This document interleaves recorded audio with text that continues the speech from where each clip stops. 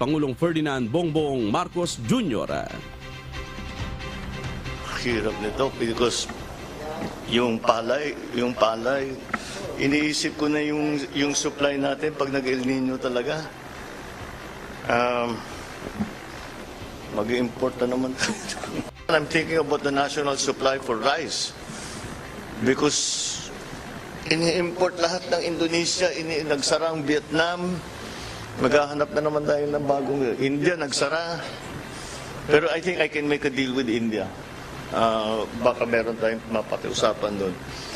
But we have to start importing already. Sa kabila ng planong importasyon, nangangamba ang Pangulo na posibleng tumaas pa rin ang presyo ng bigas dahil sa lahat ng mga bansa sa Southeast Asia ay naghahanda para sa El Nino. Ayon sa Philippine Weather Bureau Pag-asa, inaasahang mararamdaman ang epekto ng El